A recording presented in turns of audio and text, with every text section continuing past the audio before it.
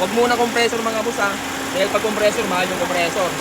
Yo mga tol, papunta tayo sa tropa natin dito sa paggawaan ng aircon. Nawala yung lamig ng sasakyan ko. May pasahero pa naman ako kanina.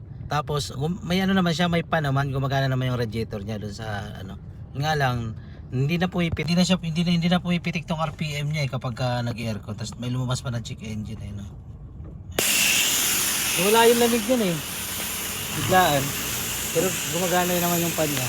Nawala lamig. Okay. Oo. Sinik naman natin, puno yung preyon, di ba? So ano ang sira? Okay, di ba? Para may idea kayo. Aircon mo. In-aircon niya pero hindi pumalo.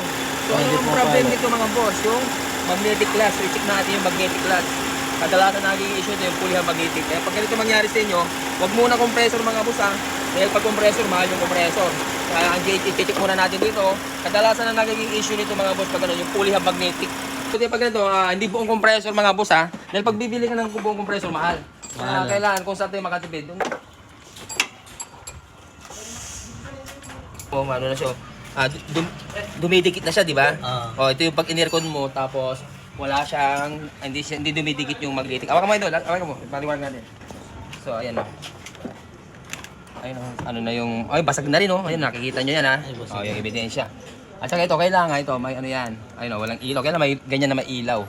At saka kailangan, tik-tik yung kanina sa kanya kayo, tik-tik-tik, gumagano siya, di ba? Ito, wala. Okay? So, possible pala ito nga, isang seat na yan bro, fully magnetic. Mga magkano kaya yan tol? Bali ano yan tol, one seat, bali, kahit ibigay ko ng 4,000 sa'yo. Tingnan mo ito, iyan natin yung sa kanya, ito. Nasa yung jungle dito na. Ganyan yung jeep pinalitan ko eh. Up. Ayun o, okay lang ganyan, nabuo. Tingnan mo, putol na yung sa'yo. Pakita natin. Yan ang sigurado na.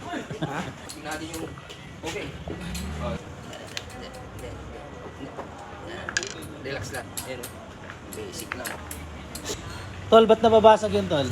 Ano yan, nababasag dahil ito nga, yung dumikit, di ba, inikot natin kanina, di ba? Oo. Dumidikit na siya, kaya yun, hanggang uminit na, yun na, nabasag na to. Okay. Tapos, yun na, bumigay na rin yung, yung magnetic, dahil uminit, kaya yung magnetic, hindi na siya namamagnet, sira na yung magnetic. Ayun, malalim na siya, oh.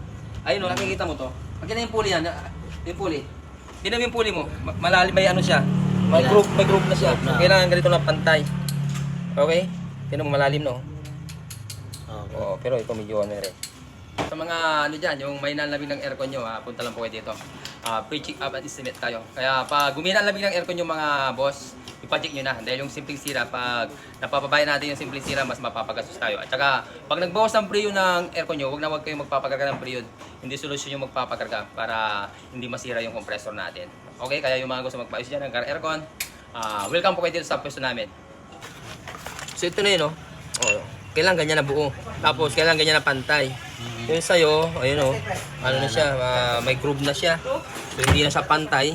Kaya nasira yung itong hub. So kailangan ganyan. Okay? Kailangan ganyan. Pantay no? Pantay, okay? O.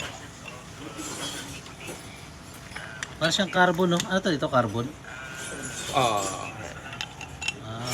Alright. So papalitan natin sunset. Ito yung kadalasan na naging issue. Pag nagpa-check kayo tapos puno yung preyon, walang lamig, di ba? Ay, ano na to? Compressor na to. So wag muna. Ano muna? Ito muna. Itong sunset muna. Dahil pag bibili ka ng buong compressor, medyo may kamahalan.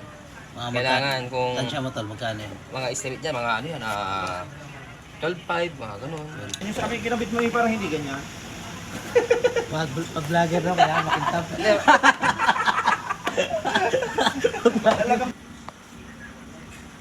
Nga, kung okay sa oras na to. Ayun o. Umipitik na. Kanina walang pitik. Bakit walang pitik? Kasi sira na yung magnetic clutch. Tapos yung putol na yung ano yan. Ito. Yan. Okay? Yan, okay sa oras na to. Parang ginawa. Sige, kakapit na natin yan. Okay mga tol, okay na. Gumana na yung aircon natin. Malamig na.